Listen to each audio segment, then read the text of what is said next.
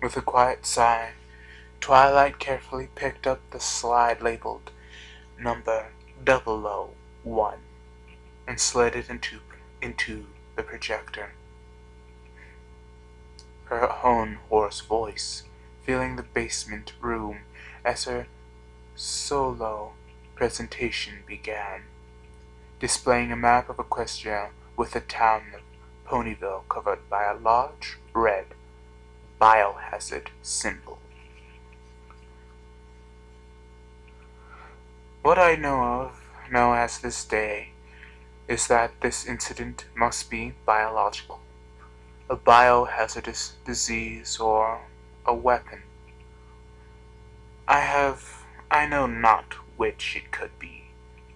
Disease must be able to be delivered cross species, as subject 1, Coco, was seen having long serrated claw marks adorning her body, counting 3 in series.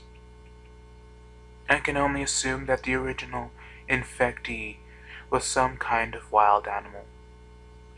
But where it contracted this disease, I know not. I have studied loads and loads of Canterlot's history concerning military and other various branches, but nowhere have I found information concerning biological warfare. This leads me to believe that whatever this is, either Celestia did not know about it, or she personally funded this under the table project herself.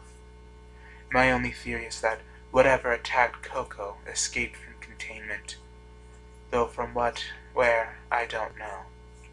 Possibly somewhere near Ponyville? I don't know if other towns have been hit by this animal, or if Canterlot itself has been hit, so I can't go into much detail about that. Hell, I don't even know where the disease could have even come from. Twilight grimaced, pushing in the next slide that displayed a picture of one of the afflicted, as she had taken to calling them.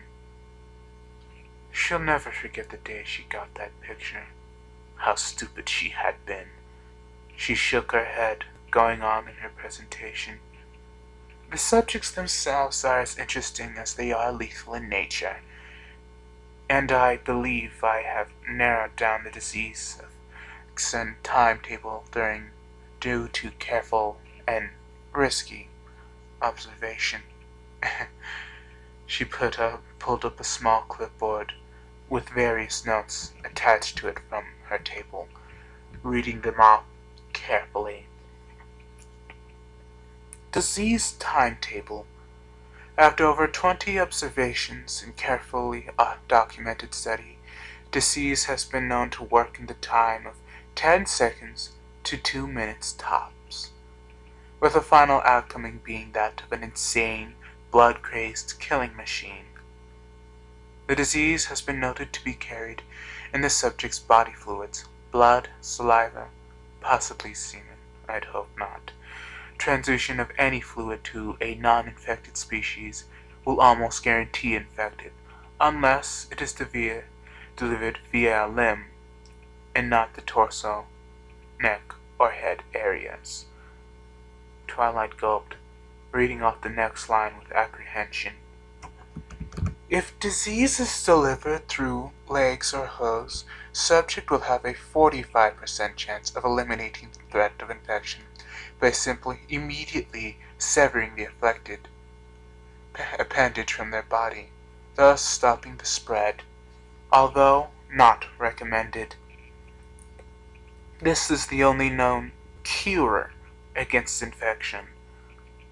No other known vaccines or cures are available, as I do not have the equipment, nor the sheer bravery to go out and cure one of the afflicted, and study its blood. She put down her clipboard, slipping into another slide, which showed another afflicted pony, a colt, with some white circles highlighting various parts and areas of its body. Twilight cleared her throat again, before going on. The symptoms are relatively easy to spot and almost immediately begin to show upon first contact with the infection. Subject screams or often show the feelings that they are burning from the inside out, which means we believe this infection is a strain of some kind of devilish fever. It burns them from the inside out, possibly harming or damaging the lungs in the process, which makes their raspy, growl-like breathing. Subject's eyes also begin to change in color, morphing into the color of blood, which also leads to their eyes bleeding, along with their ears and in some cases their mouths. I don't know the specifics of what the disease does to the rest of the body, only that it somehow affects the brain into admitting a sort of self-preservation mode. Those affected see everything not as affected as a guaranteed threat against their lives, and they will act accordingly to eliminate it by any means possible. This also explains their loving of light and hating of dark, as many primitive species in early history were known to be afraid of the dark, afraid of the unknown and what lurked out in the darkness. It's sad, really. Twilight stopped, looking down towards the floor as she muttered, "It makes me feel like they aren't monsters at all. Just sick ponies trying to survive like we are. They're afraid of the dark like we are in the early years of our life, and we come to feel safe in the light. My only theory as to its effects are that the disease either deteriorates the brain into a primitive state or alters it. I don't know why subjects bleed from their eyes or why their glands produce 3 times more saliva, which they constantly spit or dribble. My theory to that is that perhaps the disease could also be some sort of parasite, with the idea that it needs to spread in order to survive, thus explaining the easy transfusion of fluids from one subject to another.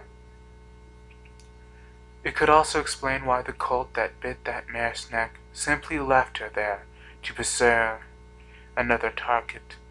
The disease, parasite, virus, whatever, is smart in a way. It targets anything not infected. Or does it? She frowned, putting a hoof to her chin as she thought for a moment. Did it really target everything non-infected? Or did it? She had seen squirrels, birds, even a few dogs around Ponyville since the incident began, and none of them were infected. None of them showed any symptoms of disease. Odd, she muttered. Perhaps the disease is selective in species, only targeting ponies. But again, that was also debunked the cross-species theory, as Coco contracted it via a clawing animal. Or did she?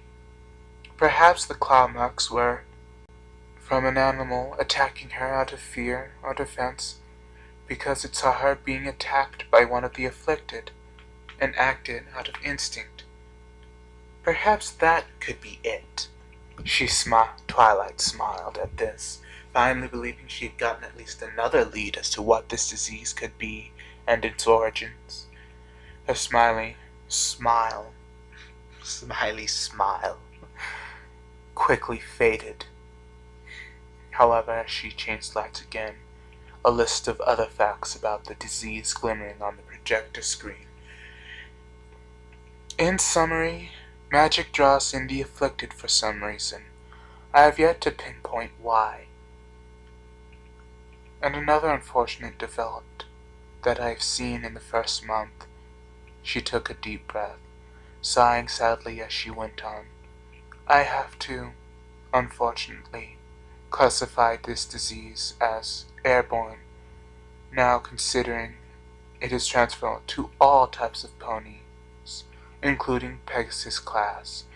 Flying afflicted have been known to stay to the ground until they spot prey in the air, which they will give chase relentlessly until they either lose the target or kill it. Same with Earth and Unicorn ponies. Unfortunately, the Unicorn base afflicted do not have the ability to use their magic, as it requires an extensive amount of concentration, and the disease rids them of this, driving them to use base instincts, as I have previously mentioned. She glared up at the screen as she produced a picture of a wall surrounding Ponyville, and a grayish aura that surrounded the very outside of it. This, began Twilight, is our cage, a simple wall surrounding Ponyville that prevents the escape of the uninfected as well as the afflicted Earth and Unicorn class. I have learned that anti-teleportation spells surrounding the spell also works as a physical barrier as well, trapping the afflicted Pegasus class in here with us, like some sick, twisted birdcage. The wall extends to Sweet Apple Acres and back, but leaves out Fluttershy's cottage, which to me seems like pure, dumb luck at this point. She let out a heavy sigh, pulling out the slide and pushing it back to its place in the box. She set off the projector and sat still as the basement dimmed and the air became eerily quiet once again. The lantern flickered as Twilight stared depressingly at her host, muttering as she sat there. That's all I know, as of right now. I don't know how Applejack's alive, unless she's somehow a carrier, immune, or unnatural at killing anything coming within 20-foot radius of her. I don't know how Celestia thought it'd be a good idea to let this happen, and to sit on her fat white flank and let the rest of us die. I know the afflicted have the mental capacity to eat grass and keep themselves fed, which eliminates my waiting until they starve idea. And I also know